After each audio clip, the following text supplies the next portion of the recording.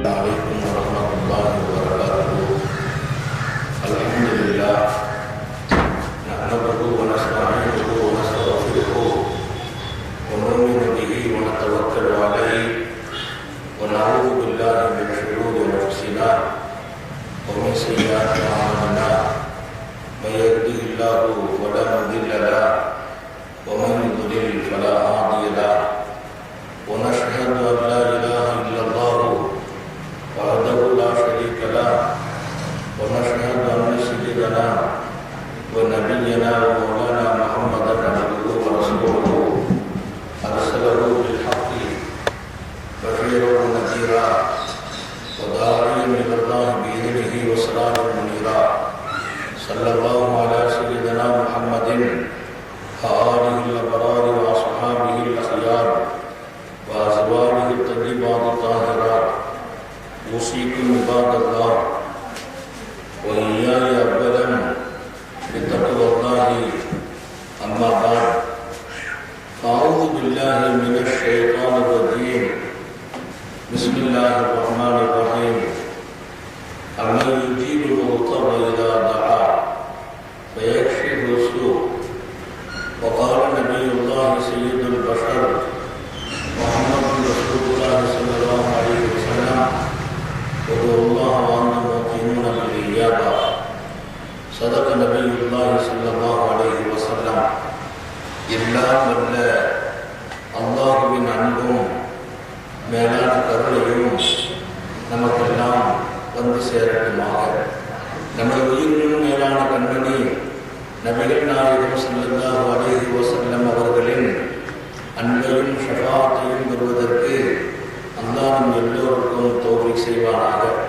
வல்ல ரஹ்மான் நமக்கும் நம்முடைய பெற்றோர் மனைவி மக்கள் குடும்பத்தார் யாவருக்கும் உயிர் உள்ள வரையிலும் உடல் சுகத்தை நசீபாக்கி தருவானாக.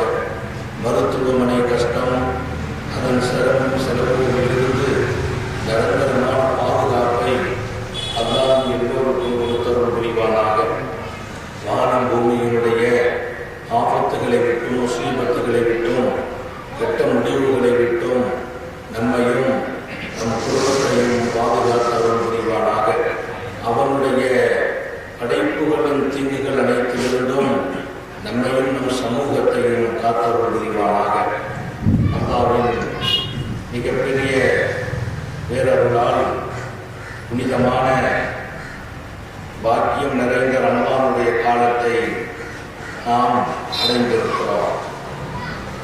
மகத்தான புனித ரமலான் எல்லா வகையான பாக்கியங்களோடு நம்மை சந்தித்திருக்கிறது.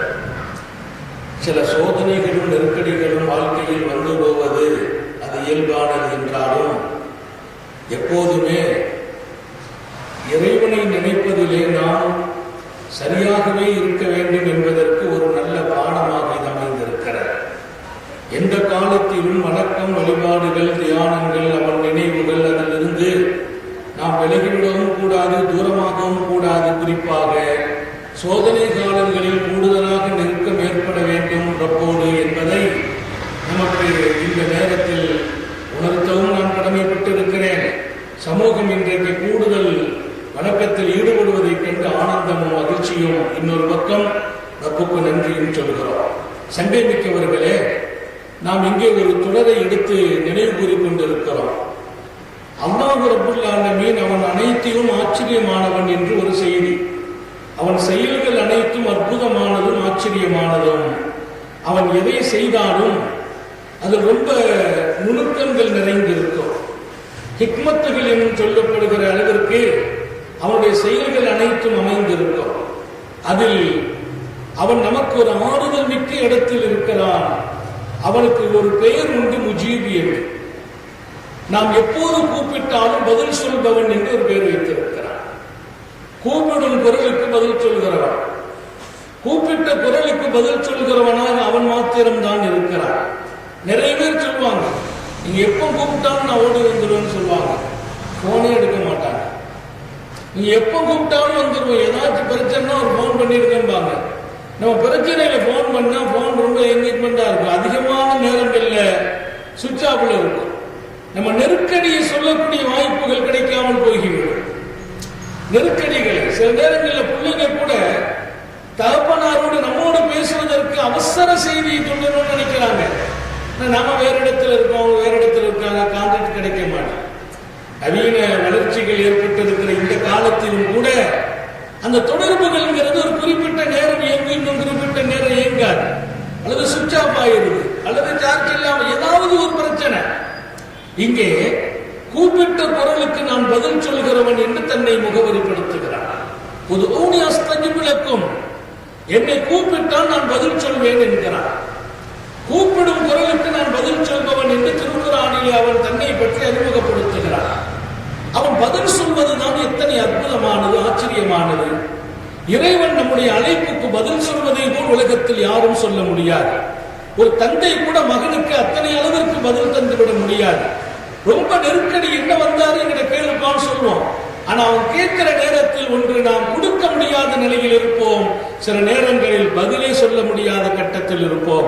எப்போதும் பதில் சொல்லக்கூடிய ஆற்றல் மிக்கவனாக அவன் இருப்பதால் ஆறுதல் மனதில் கிடைத்துக் கொண்டே இருக்கிறது.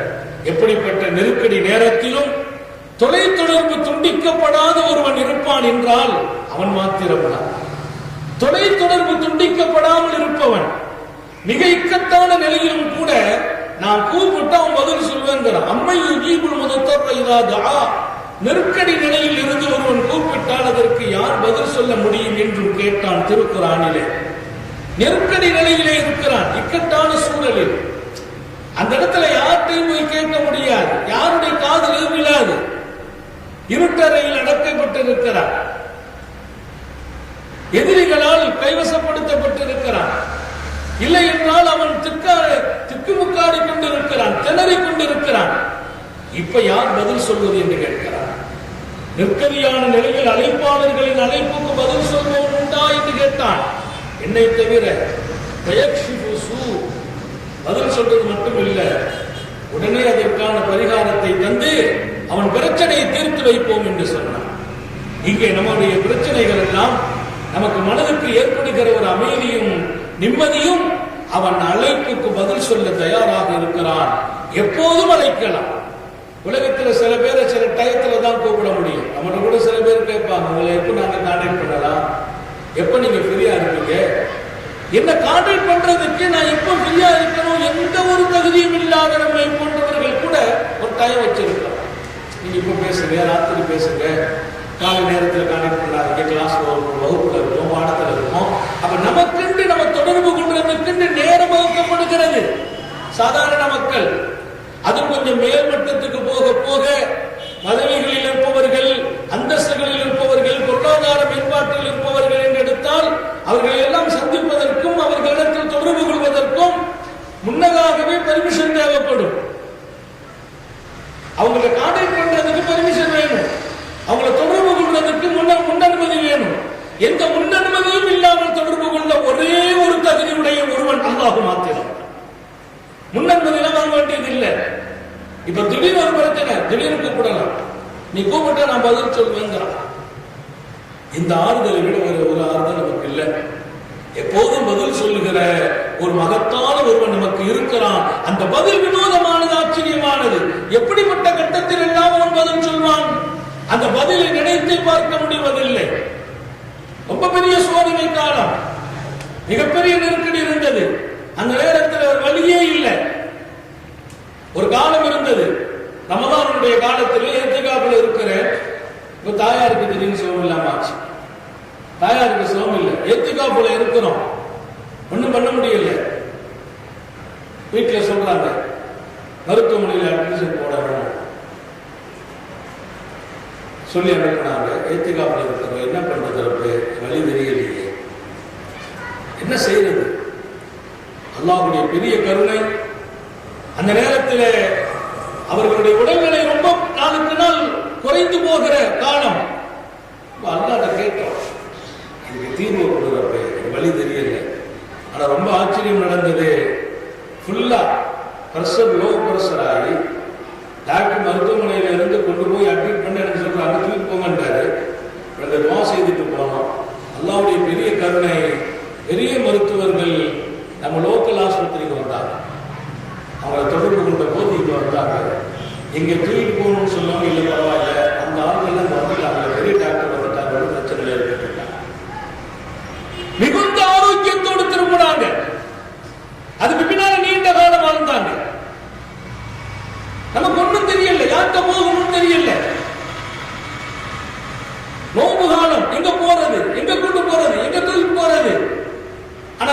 எவ்வளவு சேர்த்திருக்கோம் அவங்க தூக்கி போயிடுங்கன்றாங்க. ஒண்ணுமே பண்ண முடியாது.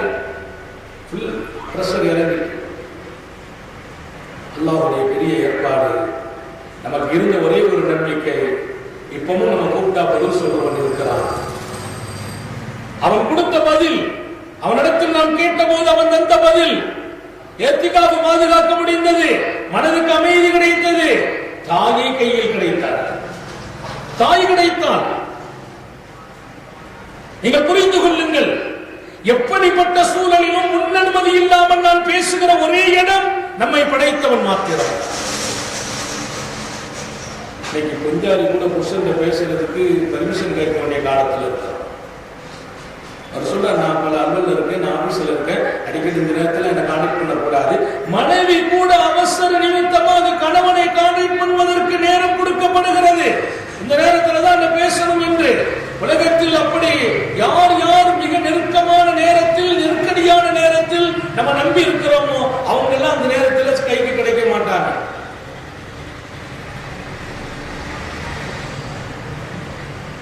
நம்ம குடும்ப சகோதர குடும்பத்தில் ஒருத்தங்களுக்கு ராத்திரி 12 மணிக்கு அட்டாக் ஆகி போச்சு. நம்ம ஊர்ல நம்ம நண்பர் குடும்பம் ராத்திரி 12 மணிக்கு அட்டாக். அவங்க கஷ்டப்பட்டவங்க, உங்களுக்கு ஒன்றும் ஓடலை, என்ன பண்ணான்னு தெரியல. உடனே அவரு ஒரு ஸ்தாபனத்தில் ஒர்க் பண்றாங்க. முதலாளியை கான்டாக்ட் பண்ணிடுவோம், வந்து அவங்க புறம் சொல்லியிருக்கிறான். ஒன்றும் பண்ண முடியாது, பெரிய ஆஸ்பத்திரி கொண்டு போகணும், கொண்டு போனா ஒரு பெரிய தொகை தேவை, முதலாளியை கான்டாக்ட் பண்ணுங்க. முதலாளியை கான்டாக்ட் பண்றாங்க, சுவிட்ச் ஆஃப் பண்ணே வருது. ராத்திரி 12 மணி. அவங்க எல்லாம் பெரிய இடத்துல இருக்கிறவங்க, எடுக்கவே இல்லை. அப்போ முதலாளியுடைய தம்பியை கான்டாக்ட் பண்ண, அதுவும் சுவிட்ச் ஆஃப் பண்ணுது. கடைசியில் லேண்ட்லைன்ல போய் அட்டன் பண்ணுங்க, லேண்ட்லைன்ல தேடி வீடியோ ஒரு 1/2 மணி நேரம் கழிச்சு அது வரைக்கும் ஒரு துடிச்சிட்டு கிட. அந்த லைன் எடுத்து கான்டாக்ட் பண்ணா அதை யாரோ எடுத்துட்டு சொல்றாங்க, இப்படி ராத்திரி நேரத்தில் நீங்க கூப்பிடாதீங்க, வை வேண்டாம், இரவு நேரத்தில் கூப்பிடாதீங்க, வைத்து விடுங்கள். அப்படிலாம் கூப்பிடக்கூடாது ராத்திரி நேரத்தில். இங்கே அவர்களுக்கு இருந்த ஒரே நம்பிக்கை, காலப்பூரா நம்ம அந்த முதலாளிக்காக உழைத்து இருக்கிறோம், அந்த முதலாளி தான் இப்ப நம்மளை கொண்டு காப்பாற்றுறதுக்கு ஹெல்ப் பண்ணணும், அந்த ஒரே நம்பிக்கை. அந்த நம்பிக்கையின் வெளிப்பாடு, எப்படியாவது அவரை கான்டாக்ட் பண்ணணும், அவர்கிட்ட பேசணும். அவருடைய போன் அட்டன் ஆகல, அவரு அது சுவிட்ச் ஆஃப்ல இருக்குது. அவருடைய சகோதரர் சுவிட்ச் ஆஃப், லேண்ட்லைன் எடுக்கப்பட்டுச்சு. ராத்திரில எல்லாம் நாங்க யாரும் கான்டாக்ட் பண்ண வைங்கன்னா சில ஊரில் உள்ளவங்க சேர்த்து கொண்டு எல்லாரும் சேர்ந்து நம்ம கொண்டு சேர்த்துருவோம், அப்புறம் காலையில் பேசிக்கிடுவோம். நான் சொன்ன அவங்க வீட்டில் அவங்க மனைவிட்டு சொன்னேன், 2 ரக்காத் தொழுது துவா செய்யணும், 2 ரக்காத் தொழுது துவா செய்யும், யாருன்னா இதுக்கு வழியை லேசா பிரச்சனையை தீர்வு கொண்டு வா. அந்த அம்மா உருக்கமா தொழுது துவா செய்தாங்க, கொண்டு போய் சேர்த்து அல்ஹம்துலில்லாஹ் அவர் ஹயாத்தா திரும்பினார். செலவாச்சு. ஆனா அல்லாஹ்வுடைய பெரிய கருணை இன்னைக்கும் வாழ்ந்து கொண்டிருக்கிறார், இன்னைக்கும் வாழ்கிறார். நீங்கள் புரிந்து கொள்ளுங்கள், யாரையெல்லாம் நம்பி இருக்கிறோமோ, நெருக்கடி காலத்தில் அவர்கள் ஹெல்ப் பண்ணுவார்கள் என்று நினைத்திருக்கிறோமோ, ஒரு தாய் தன் பிள்ளையை விட வேறு யாரை நம்ப முடியும்? ஒரு மனைவி தன் கணவனை விட யாரை நம்ப முடியும்? அவர்கள் எல்லாம் நாம நினைத்தோம் முக்கியமான கட்டத்தில் அவங்களை கூப்பிட்டா வந்துருவாங்க, அவங்களை கூப்பிட்டு அவங்க வர்றதுக்கு கான்டாக்ட் கிடைக்காமல் பல நேரங்களில் போய்விடுகிறது. எப்போதும் கூப்பிட்டால் பதில் சொல்வதற்கு ஒரே ஒருவன் நம்மை படைத்தவர்கள் ஆளவேன். மறந்து விடாதீர்கள், எல்லோருக்குமாக சொல்கிறேன், எப்படிப்பட்ட நெருக்கடியிலும் அவனை கூப்பிடுவது. அல்லாஹ் நீ எனக்கு உதவி செய்திரு, நான் பதில் சொல்வேங்கிறான். எனக்கு நீ சிபாரிசுல யாரும் தூக்கிட்டு வர வேண்டாம், சிபாரிசுக்கு யாரும் தூக்கிட்டு வரணும் அவசியம் இல்லை. சில நேரங்களில் நமக்கு நம்முடைய அல்லாஹ்வுடைய இன்னும் கொஞ்சம் நெருக்க வேண்டும், அல்லாஹ் என்னுடைய பெரியார்களின் பொருட்டால் என்று கேட்டு விடுகிறோம். அல்ஹம்துலில்லாஹ் அது இன்னும் வலுவாக இருக்கும். ஆனால் அவனை பொறுத்தவரையில நேரடியாக அப்படி கேட்க தெரியாட்டாலும் நீ நேரடியாக கேட்டா கூட உடனே அவன் பதில் சொல்லக்கூடியவன். உமர் இப்னு கத்தாப் ரலியல்லாஹு அன்ஹு தன்னுடைய கடைசி காலம் ஹஜ்ஜுக்கு போயிருந்தாங்க. நபியுடைய மனைவிமார்கள் எல்லாம் அவரோட ஹஜ்ஜில் இருக்கிறார். உமர் இப்னு கத்தாபுடைய கடைசி ஹஜ் அதுதான். நபியுடைய மனைவிமார்கள் எல்லாம் அந்த ஹஜ்ஜில் இருக்கிறாங்க. ஹஜ்ரத் அமீருல் முஃமினீன் உமர் ஃபாரூக் ரலியல்லாஹு தஆலா அன்ஹு அவங்க ஹஜ்ஜில் இருந்து மினாவுல தங்குறாங்க. அந்த நேரத்தில் ஒரு துஆ செய்தாங்க. உமர் ரலியல்லாஹு அன்ஹு மினால அந்த துஆ ரொம்ப விசேஷமானது. அல்லாஹும்ம ரப்பே இப்படி சொன்னாங்க, கபர சொல்லி வயசு அதிகமாகி போச்சு, எனக்கு வயசு அதிகமாச்சு, முதுமை ஏற்பட்டு போச்சு, பலகீனமாகிவிட்டேன். மிகப்பெரிய நீதி பேரரசர், சாதாரண நாள் இல்ல. அவங்களுடைய சாம்ராஜ்யத்துக்கு முன்னால் உலகத்தினுடைய வல்லரசுகள் எல்லாம் வந்துவிட்டது. எனக்கு வயசாகி போச்சு, அல்லாஹ் பலகீனமாயிட்டேன். இதுவரைக்கும் நான் உன்னுடைய பொறுப்பில் சரியாகவே நடந்து கொண்டிருக்கிறேன். அல்லாஹ் நமக்கு அப்படி பேச தௌஃபீக் செய்வானா? இதுவரைக்கும் நான் சரியாக நடக்கிறேன். இப்போது நான் எங்கெல்லாம் ஆட்சி செய்கிறேனோ அந்த ஆட்சிக்கு கீழ் இருக்கிற மக்கள் பறந்து பல்கி பெருகி விட்டார்கள். ஆட்சி பெருசாகிச்சு, அதற்கு கீழ் இருக்கிற மக்கள் நிறைய ஆயிட்டாங்க. எனக்கு வயசாகி போச்சு, மக்கள் தொகை கூடிக்கிட்டே இருக்குது, அரசாங்கம் விரிஞ்சு போயிட்டே இருக்குது. எனவே இதில் நான் பலகீனமாகி செய்ய வேண்டிய விஷயத்தில் நான் முறை தவறி விடாமலும் நீதி குறைந்து விடாமலும், இன்னொரு பக்கம் என் பலகீனத்தால் என் ஆட்சிக்கு கீழே உள்ளவர்களை நான் கவனிக்க முடியாத நிலை ஏற்பட்டு விடாமலும் இருக்க வேண்டும். அப்படியானால் அப்படி ஒரு நிலை வருவதற்கு முன்பு என்னை உன் பக்கம் அழைத்துக் கொள்வார். உலகத்தில் மரணத்தை கேட்க கூட, ஆனா அவங்க மரணத்தை கேட்கல. நான் ஒரு பெரிய பொறுப்பில் இருக்கிறேன், மக்களை எல்லாம் ஆட்சி செய்கிற பேரரசராக என்னை ஆக்கி இருக்கிறாய், ஒரு அமீருல் முஃமினீன், ஒரு பெரிய ஜனாதிபதியாக ஆக்கி இருக்கிறாய் என்னை. எல்லா மக்களிடத்திலும் நீதியாக நேர்மையாக அவர்களின் பொறுப்புகளை சரியாக கவனிக்கிற வாய்ப்பையும் தந்தாய். இப்ப வயசாகி போச்சு, விலையீனம் இருக்கிறது, இன்னொரு பக்கம் மக்கள் பல்கி பெருகி கொண்டிருக்கிறார்கள், என் ஆட்சி விரிந்து கொண்டே இருக்கிறது. இந்த நிலைமையில் நான் ஏற்கனவே இப்படி எல்லாம் சரியாக நடக்கிற வாய்ப்பு நீ கொடுத்தாயோ, அதில் ஏதேனும் குறை வந்து விடுமோ, விலகீனம் ஏற்பட்டு விடுமோ, என் பிரஜைகளை கவனிப்பதிலே கொஞ்சம் முன்பின்னாகி விடுமோங்கிற பயம் இருக்கிறது. அப்படியெல்லாம் ஒரு சூழல் வருவதற்கு முந்தி என்னை வஃபாத்தாக்கி விடு, என் ரூஹை கைப்பற்றி விடு என்று கேட்டார்கள். ஹஜ்ரத் உமர் இப்னு கத்தாப் எப்ப கேட்கிறாங்க? ஹஜ்ஜில கேட்கிறாங்க, மினாவுல வச்சு கேட்கிறாங்க. நல்ல தெம்பா இருக்கிறாங்க, ஆரோக்கியமா இருக்கிறாங்க. இன்னும் உலகம் அவர்களுக்கு பயப்படுகிறது. இந்தியாவிலே உமருடைய ஆட்சி வேணும் என்று சொன்னார் காந்திஜி. அப்படிப்பட்ட நீதி பேரரசர் உமர் எங்கே மக்களுக்கு செய்யும் கடமையில் குறைவு செய்கிற நிலையில் என் உடல் பலகீனமாகி விடுமோ, அப்படி ஒரு நிலை வருவதற்கு முந்தி என்னை கைப்பற்றி விடு என்று கேட்கிறாங்க. ஆனா நல்ல நிலையில கேட்டாங்க. அல்ஹம்துலில்லாஹ் அந்த மாதம் ஹஜ்ஜி முடிச்சிட்டு வர்றாங்க. ஹஜ்ஜை முடிச்சிட்டு வர்றாங்க. ஹஜ்ஜுடைய மாசத்தினுடைய கடைசி பகுதியில் இன்னும் ஹஜ்ஜு முடிந்து முஹர்ரம் பிறக்கவில்லை. ஒரு சொல்படி முஹர்ரத்துக்கு இன்னும் 3 நாள் இருக்குது. இன்னொரு செய்தியின்படி 7 நாள் இருக்கிறது. ஹஜ்ரத் உமர் ஃபாரூக் சுபஹ் தொழுகையில் எதிரியால் வெட்டி ஷஹீதாக்கப்பட்டார். அந்த மாசத்திலேயே அந்த துவா கேட்டு 10 நாள்லயே ஷஹீதாரா. 10-12 நாள் அவங்க கேட்டது என்னை அழைச்சிக்காங்க. ஒரு பெரிய விஷயம் இது. நான் கேட்டால் அதற்கு பதில் சொல்லக்கூடியவன் இருக்கிறான் என்கிற அந்த நிலை இல்ல. நம்ம கேட்கறதுக்கு சில தகுதிகள்லாம் இருக்குது.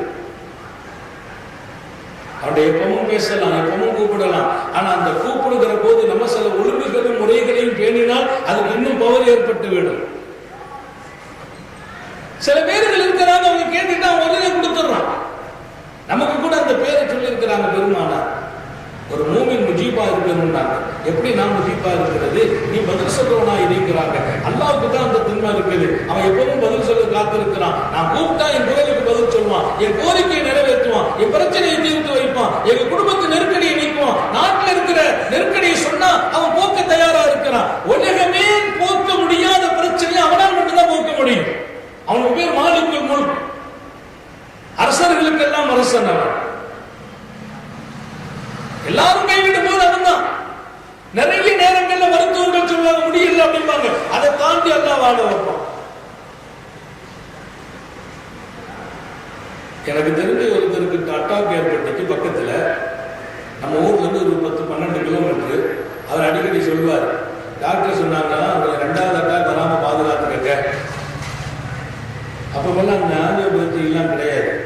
மருத்துவம் செய்து கொண்டு ஒரு மாதிரியா 2வது அட்டாக் வராம அது 15 வருஷத்துக்கு முந்தி சொல்றேன்.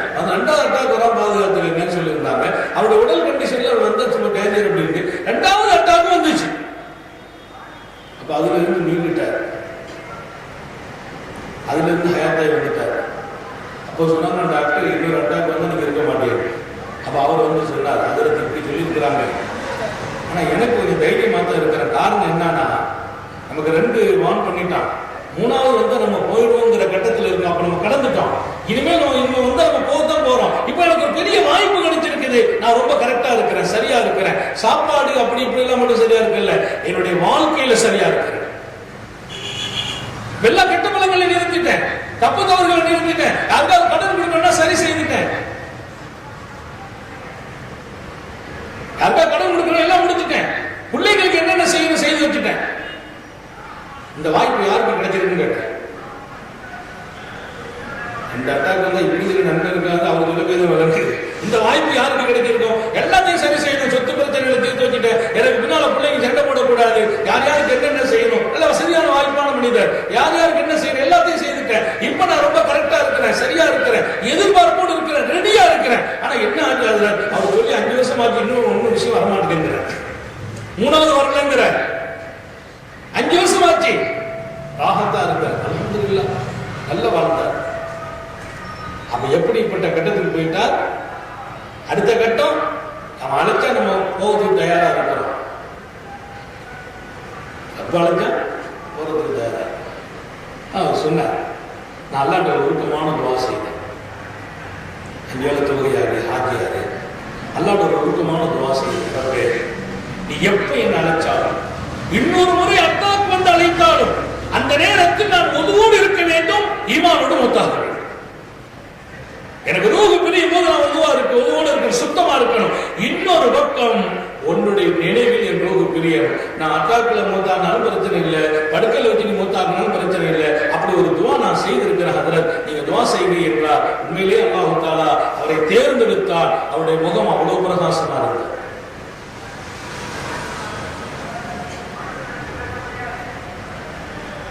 கொடுக்கிறவன் அவன், பதில் சொல்பவன் அவன்.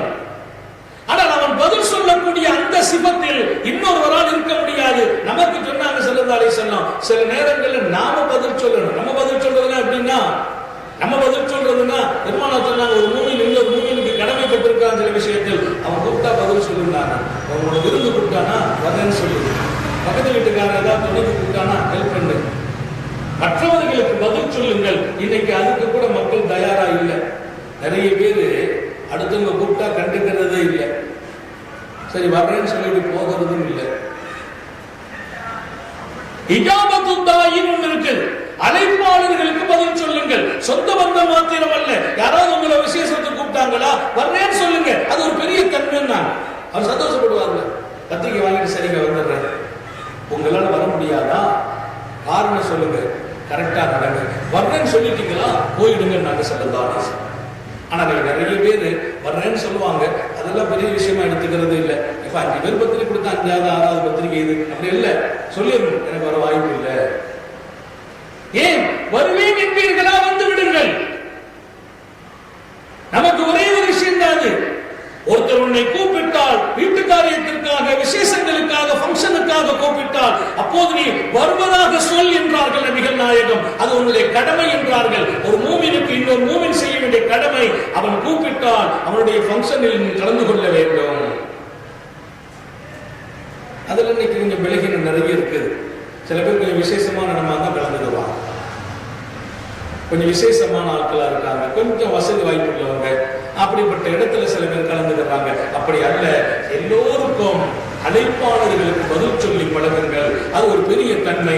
எப்போதும் பதில் சொல்லக்கூடியவனாக படைத்தவன் இருக்கிறான். அல்லாமா அபூ தாவூத் ரஹ்மத்துல்லாஹி அலைஹி மிகப்பெரிய முஹத்திஸ். அல்லாமா அபூ தாவூத் மிகப்பெரிய முஹத்திஸ். நபிகள் நாயகம் ஸல்லல்லாஹு அலைஹி வஸல்லம் அவர்களின் ஹதீஸை இந்த சமூகத்திற்கு தொகுத்து தந்தவர்களில் இமாம் புகாரியை போன்று அடுத்த கட்டத்தில் இருப்பார் அல்லாமா அபூ தாவூத் அலைஹி. சஹீஹான கிரந்தங்கள் இருக்குது நபியுடைய செய்திகள். அதில் ஒன்று அபூ தாவூத். ஒரு நாள் கப்பல் பயணத்தில் இருக்கிறார். கப்பல் கரையை விட்டு கொஞ்சம் தூரத்தில் போயிட்டு இருக்கு. அது திறந்த வெளி கப்பல் தான். இங்கிருந்து பார்க்கிறாங்க, கடற்கரையிலே ஒருவர் இருக்கிறார். அவர் தும்மி அல்ஹம்துலில்லாஹ்னு சொன்னார். அவருக்கு தும்மல் வந்துச்சு, அல்ஹம்துலில்லாஹ்னு சொன்னார். ஆனா அந்த சத்தம் இவங்க காதுல விழுந்துச்சு. அவர் தும்முறாரு, அல்ஹம்துலில்லாஹ்னு சொல்றாரு, அது கேட்கிறாங்க. இவங்க சொன்னா அவருக்கு கேட்காது. உடனே என்ன அவன்கிட்ட சொல்லி அந்த இது வாங்குவாங்க, மிதப்பு. அது ஒரு திருகம் கொடுத்தா மிதப்பு தருவாங்க. அந்த ஒரு திருகத்தை கொடுத்து மிதப்பு பலகையை வாங்கி கொஞ்சம் ஒரு நிமிஷம் எனக்கு டைம் கொடுங்கன்னு கேட்டுட்டு அந்த ஒரு திருகத்தை கொடுத்து அந்த பலகையை வாங்கி நேரம் அங்க போயிட்டாங்க கடற்கரைக்கு. அந்த மிதப்புல மிதந்து போய் கடற்கரையில போய் நின்று அவர்கிட்ட போய் பதில் சொல்லிட்டு வந்தாங்களாம். யாருக்கு? இந்த தும்முனவன். அல்லாம அபூதாவுடைய வாழ்க்கையிலே நடந்த மிக அற்புதமான வரலாறு. அல்லாஹ்வின் பேர் அற்புதம் வெளிப்படுகிற ஒரு வரலாறு. தும்மி அல்ஹம்துலில்லாஹ் சொன்னாருக்கு நம்ம பதில் ரஹ்மத்துல்லாஹ் சொல்லணும். அல்லாஹ் உனக்கு ரஹ்மத்தை செய்யட்டும்னு சொல்லணும். அதுக்கு அவர் ஒரு பதில் சொல்வார், யஹ்தீகுமுல்லாஹ், அல்லாஹ் உன்னை நேர்வழிப்படுத்துவானாக, உன்னை அல்லாஹ் நேர்வழியில தங்க வைப்பானாக என்று ஒரு பதில் சொல்லணும். இதெல்லாம் நபி பெருமானார் ஸல்லல்லாஹு அலைஹி வஸல்லம் கற்றுக் கொடுத்த வாழ்க்கை முறை. இங்கே அவர் தும்மி அல்ஹம்துலில்லாஹ் சொன்னபோது அல்லாஹ் அபூதாவூத் இங்கிருந்து மிதப்பிலே அங்கே சென்று அவருக்கு பதில் சொல்லிட்டு வந்துட்டாங்க. கொஞ்ச நேரம் கப்பல் வெயிட்டிங் பார்த்துங்க. ஒரு திருகம் கொடுத்து போயிட்டு வந்துருக்காங்க. ஒரு திருகம்னா அன்னைக்கு மதிப்பு ரொம்ப. இங்க இருக்கிறவங்களுக்கு எல்லாம் ஒரே ஆச்சரியம், என்ன அவ்வளவு பெரிய காரியமா இருக்கு, இங்கிருந்து இது ஒரு திருகம் கொடுத்து இங்க இறங்கி அதுல போகணுமான்னு கேட்டாங்க. அவங்க சொன்ன ஒரே ஒரு வார்த்தை, வேற ஒண்ணும் இல்லை, நான் இப்படி ஒரு ஆசைப்பட்டேன், லஅல்லஹு முஜாபுதாவா. அங்கே தும்மி அல்ஹம்துலில்லாஹ் சொன்னாரு பாருங்க, அவர் அல்லாஹ்ட்ட கேட்டால் அல்லாஹ் அவருக்கு ஒரு பதில் சொல்லுகிற மனிதராக இருக்கலாம் என்று நினைக்கிறேன். அவர் துஆவுக்கு அல்லாஹ் உடனே பதில் சொல்லலாம் என்று நினைக்கிறேன். அவர் முஜாபுதாவா, முஸ்தஜாபுதாவான்னு சில பேர் வாழ்கிறாங்க. முஸ்தஜாபுதாவானா என்ன? அவங்க கூப்பிட்டா அல்லாஹ் உடனே பதில் சொல்லுவான். சில பேருக்கு எப்பவும் ஒரு பவர் இருந்துகிட்டே இருக்கு. நிறைய பேர் கேட்டு கிடைக்கலன்னு சொல்றாங்கல்ல, சில பேர் கேட்டா உடனே கொடுத்துறாங்க. அந்த தகுதி அவரிடத்தில் இருக்கிறது. அப்படி ஒரு வாய்ப்பு இருக்கலாம் என்று நினைத்தேன்னு சொல்லிட்டாங்க. சரி, மற்றவங்க எல்லாரும் ஒன்றும் சொல்லல. அன்னைக்கு ராத்திரி கப்பல்ல படுக்கிறாங்க எல்லாரும். அந்த இரவிலே கப்பல்ல ஒரு அசரீதி கேட்டுச்சு. என்ன, எப்படி ஒரு அசரீதி? ஈஸ்வரா, அபூதாவூத் ரஹ்மத்துல்லாஹி அலைஹி திர்ஹமில் ஜன்னா, அபூதாவூத் ரஹ்மத்துல்லாஹி அலைஹி ஒரு மிருகத்தை கொடுத்து சொர்க்கத்தை வாங்கி கொண்டார்கள். அபூதாவூத் ரஹ்மத்துல்லாஹி அலைஹி ஒரு மிருகத்தை கொடுத்து சொர்க்கம் வாங்கி கொண்டார்கள் என்று எல்லோரும் கேட்கிறார்கள். எல்லாரும் காலில் விழுந்துட்டாங்க. இப்ப ஒரு சத்தம் எங்க காதில் விழுந்துச்சு. ஒருத்தர் சொன்னா என் காதில் விழுந்துச்சு, என் காதில் விழுந்துச்சு. கப்பலில் இருக்கிற அத்தனை பேர் காதிலும் அல்லாஹ் விழிக்க வைத்தான். ஒரு மிருகத்தில் அபூதாவூத் சொர்க்கத்தை வாங்கி கொண்டார். எப்படி சொர்க்கத்தை வாங்கி கொண்டார்? அந்த பெரியவர் சொன்னார், யா அல்லாஹ், யஹ்தீகுமுல்லாஹ் மட்டும் பதில் இல்ல, கப்பலில் இருந்து இறங்கி வந்து ஒரு நபியினுடைய உன்னதமான சுன்னத்தை பாதுகாத்துட்டு போறாரு, இவருக்கு நீ சொர்க்கத்தை கொடுத்துருங்க. அவர் சொர்க்கத்தை கொடுத்ததுன்னு சொன்னா அவன் யாரு? கூப்பிட்ட குரலுக்கு பதில் சொல்பவன். அவன் உடனே சொல்லி அறிவிப்பு செய்தான், கப்பலுக்கு அறிவிப்பு செய்தான், அவருக்கு இந்த ஒரு திருகத்தால் சொர்க்கத்தை கொடுத்தோம். அபூதாவூத் ரஹ்மத்துல்லாஹி அலைஹி வாழ்க்கையில் நடந்த ஒரு அற்புதமான நிகழ்ச்சி. அல்லாஹ்வினுடைய அவனுடைய பதில் எப்படி இருக்கும், அவன் எப்படி ஆச்சரியமாக பதில் சொல்பவன். நம்ம மிகவும் ஆச்சரியமா நடந்தா அவன் அப்படி நடந்துக்கிறான். நீ பக்கத்தில் முன்னாலே நமக்கு தான் சொல்றது நாள பக்கத்துல நான் சில நேரத்தில் சொல்றது, துங்கிட்டு சொல்றது அல்ஹம்துலில்லாஹ் சொல்லிட்டு எப்ப பதில் சொல்லாம சில பேர் தட்டு அப்படின்னா உஷாராகும். துங்கினான்னு கேட்கிறான். இன்றைக்கு தன்னை மறந்து வாழ்கிறவர்கள் நிறைய ஆயிட்டாங்க. நம்ம பக்கத்தில் இருக்கிறாங்க, கிளாஸ்ல இருக்கிறோம், நம்ம கிளாஸ் நடத்துறோம். நம்ம பக்கத்தில் இருக்கிறவர்களுக்கு நாம என்ன செய்யறோம் தெரியல. நாம நினைக்கிற அவன் கிளாஸ் கவனிக்கிறாங்க, ஆனால் அவன் எங்கோ இருக்கிறான். இன்றைக்கு தன்னை பறிகொடுத்து வாழ்கிற ஒரு காலம் இது. வலிமார்கள் பறி கொடுத்தாங்க, அல்லாஹ்வுக்கு முன்னால் பறி கொடுத்தாங்க. இன்னைக்கு அற்ப உலகத்திலே தன்னை பறி கொடுத்துக் கொண்டிருக்கிற மக்கள். இங்கே நான் சொல்வேன், நமக்கு ஒரு பெரிய நம்பிக்கை. எப்படிப்பட்ட நம்பிக்கை? தளராத நம்பிக்கை. நெருக்கடி வந்தாலும், இன்பம் வந்தாலும், துன்பம் வந்தாலும், எனக்கு எந்த பிரச்சனை வந்தாலும் கதியே யாரும் இல்லை, நான் போய் ஒரு இக்கட்டான நிலையில மாட்டிக்கிட்டான ஒரு நம்பிக்கை இருக்குது. நான் கூப்பிட்ட பதில் சொல்ற ஒருவன் எனக்கு ரப்பாக இருக்கிறான். அவன் பதில் வினோதமானது, வித்தியாசமானது. எப்ப எப்படி பதில் சொல்வா நமக்கு தெரியாது. அப்துல்லாஹ் இப்னு உமர் ரலியல்லாஹு அன்ஹு சொல்வார்கள், ஒரு பார்வை தெரியாதவர் வந்தால் விருந்தாளியாக அவருக்கு விருந்து கொடுத்தேன், அவரை நான் சங்கைப்படுத்தினேன். அப்துல்லாஹ் இப்னு உமர் பார்வை தெரியாதவர் வந்த போது அவருக்கு விருந்து கொடுக்கிறார்கள், அவரை சங்கைப்படுத்துகிறார்கள். தான் படுக்கையில படுக்க வச்சாங்க, ரொம்ப சங்கைப்படுத்தினாங்க. பொதுவாக விருந்தாளிகளை முகம் மலர்ச்சியோடு வரவேற்கணும் எழுதலாம். நம்ம வீட்டுக்கு விருந்தாளிகள் வந்தா கஷ்டமா வரவேற்க கூடாது, மகிழ்ச்சியா வரவேற்கணும். நிறைய பேர் கிளம்பி வந்துட்டானா அப்படின்னு நினைக்கிறான். வந்துட்டானே நேரங்காலம் தெரியாம வந்து வந்துட்டானா அப்படிங்கிறான். சாப்பிடுற நேரத்துல சில பேர் வந்து இறங்கும் போது நமக்கு தெரியுது அவங்க சாப்பிடாம தான் வந்திருப்பாங்க, வெளியூர்ல இருந்து வந்திருக்கிறாங்க, நல்லா தெரியுது. அப்போ சாப்பிடுவதற்கு நம்ம சாப்பிடுறதை நிறுத்திட்டு அவங்களுக்கு கொடுக்கறதுதான் சுண்ணத்து. ஆனா சாப்பிடுறது மாதிரி தெரியுது, அப்படி சாப்பிடுறது மாதிரி தெரியுது. அவர் என்ன பண்ணுவார் பாவம், இல்லைங்க நான் பஸ்ஸோட வந்து கேட்டா சொல்வாரு. முறை என்ன நமக்கு மட்டும்தான் இருக்குது. நீங்க கொஞ்சம் ஸ்டாப் பண்ணுங்க, அவங்களுக்கு கொடுத்துருங்க, அவங்க விருந்தாளிகள், அவங்களுக்கு கொடுத்துட்டீங்களா உங்களை அவன் தேர்ந்தெடுப்பான். எல்லாம் நமக்கு அப்படி எல்லாம் உயர்ந்த ஒரு நடைமுறை வாழ்க்கையை தந்தவர் புரிவானா.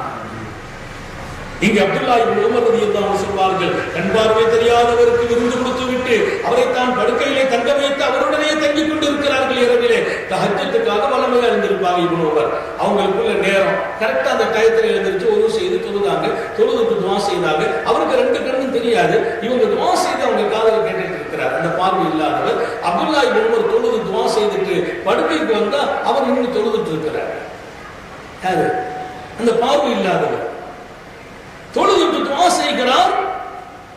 அவர் தொழுதுட்டு துவா செய்கிறார். துவா செய்து விட்டு அப்துல்லா இப்னு உமர் ரலியல்லாஹு அன்ஹுடைய கையை பிடிச்சி எப்படி இருக்கிறீங்க, நல்லா இருக்கிறீங்களா அப்படின்னு சொல்லிட்டு உமருக்கு அப்துல்லா இப்னு உமருடைய கையை பிடிச்சி துவா செய்துட்டு கட்டி அணைத்து அழுதார். அழுது விட்டு சொன்னார், போய்டுமா பண்ணிக்கிட்டாங்க. அப்துல்லா இப்னு உமர் ரலியல்லாஹு அன்ஹு பார்க்கறாங்க, ரொம்ப பிரகாசமா இருக்கிறார், தெளிவா இருக்கிறார். என்னன்னு கேட்டாங்க, அல்லாஹ் எனக்கு கண் பார்வை கொடுத்து விட்டார். நான் கேட்டேன், அவனிடத்தில் கொடுத்தான். எங்கே கேட்டீர்கள்? இப்போது கேட்டேன். நீங்கள் கேட்டீர்களே அதே பிரார்த்தனை, நீங்க ஒரு துவா செய்தீங்க, அந்த துவாவை நான் கேட்டேன். கேட்டுவிட்டு ரப்பே எனக்கு நீ பார்வை கொடு என்று கேட்டேன். அவன் பார்வையை தந்தான். உங்கள் இல்லம் எனக்கு பார்வை கொடுத்திருக்கிறது, உங்கள் அருகாமை எனக்கு பார்வை கொடுத்திருக்கிறது. இதையெல்லாம் விட மேலாக நீங்கள் கேட்ட அதே துவாவை நான் கேட்டேன், அவன் எனக்கு பார்வையை தந்து விட்டான். இந்த வீட்டில் தங்கியதல்லவா பாக்கியமாகிவிட்டது என்று சொன்னார் அவர். இங்கே நீங்கள் புரிந்து கொள்ளுங்கள், பார்வை இல்லாதவருக்கு கூட ஒரு நம்பிக்கை இருந்தது. எந்த மருத்துவர்களாலும் பார்வை தர முடியாத கட்டத்தில் ஆகிவிட்டேன். ஆனால் மருத்துவர்களுக்கெல்லாம் மேலால் ஒருவன் இருக்கிறான், நான் கேட்டாலே பார்வை தந்தது. அவன் பதில் சொல்லிட்டான்னா அதில் 1000 சிந்தனையை நாம் செலுத்த வேண்டியிருந்தோம். அப்படி வினோதமாக ஆச்சரியமாக பதில் தந்து கொண்டிருக்கிறான். எனவே அஞ்சாதீர்கள், கலங்காதீர்கள், சோதனைக்கு பயந்து விடாதீர்கள், நெருக்கடியின் போது உடைந்து விடாதீர்கள். ஆதரவில்லையே என்று நீங்கள் உங்களை விலகீனப்படுத்தாதீர்கள். என் கணவன் கைவிட்டு விட்டான், வேண்டாம் சகோதரிகளே. என்னுடைய மனைவி எனக்கு இல்லை, வேண்டாம் சகோதரர்களே. என் பெற்றோர்களை விட்டு நான் தூரமாகிவிட்டேன், நான் ஆதரவற்ற அனாதை. அந்த கவலைகளை விடுங்கள். நீங்கள் யாரும் ஆதரவற்றவர்கள் இல்லை. உங்களுக்கு எப்போதும் ஆதரவு கரம் நீட்டுவதற்கு படைத்தவன் இருக்கிறான் என்ற நம்பிக்கை பலமாக வையுங்கள். அவன் தன்னை இப்படி அறிமுகப்படுத்தினான், என்னிடத்தில் கேளுங்கள், நான் கொடுக்கிறேன். ஒரு ஊனி அஸ்தஜிபு லக்கும், என்னை கூப்பிடுங்கள், பதில் சொல்கிறேன். கூப்பிட்ட குரலுக்கு பதில் சொல்லுகிறவன் இருக்கிறான் என்ற நம்பிக்கை மகத்தானது. அவன் பதில் சொல்வதுங்கிறது என்னான்னு சொல்ல கேட்கிறது இல்லை, என்கிறான். என்ன கஷ்டம், என்ன பிரச்சனை அத்தனையும் தீர்த்து வைப்பான் என்று தன்னை அப்படி அறிமுகப்படுத்தினான். அப்படி நெருக்கடியில் பதில் சொல்கிறவன், சாதாரண காலத்தில் பதில் சொல்கிறவன், அந்த பதிலில் பிரச்சனைக்கு தீர்மான பதிலை தருகிறவன் நமக்கு இருக்கிறான் என்கிற பெரும் நம்பிக்கை மனதை திடப்படுத்துகிறது, அமைதிப்படுத்துகிறது, நிம்மதிப்படுத்துகிறது.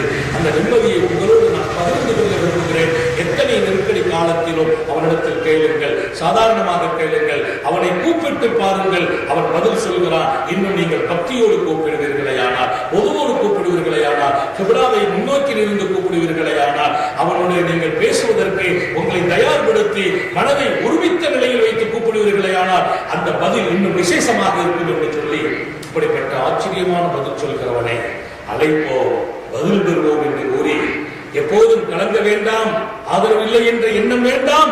அவன் இருக்கிறான் ஒரே ஒரு நம்பிக்கை அத்தனை சோதனைகளை தாண்டிய பலத்தை இதயத்திற்கு தந்து விடுகிறது. அப்படிப்பட்ட நம்பிக்கையாளர்களில் அல்லாஹ் உங்களையும் என்னையும் நாட்டையும் நாட்டு மக்களையும் ஆக்கி வைப்பானாக. சோதனைகளில் இருந்து பாதுகாப்பானாக, நெருக்கடிகளில் இருந்து பாதுகாப்பானாக, கெட்ட மரணங்களில் இருந்து பாதுகாப்பானாக, இறுதி மூச்சு வரையிலும் படுக்கையில் விழுந்து விடாமல் பாதுகாப்பானாக.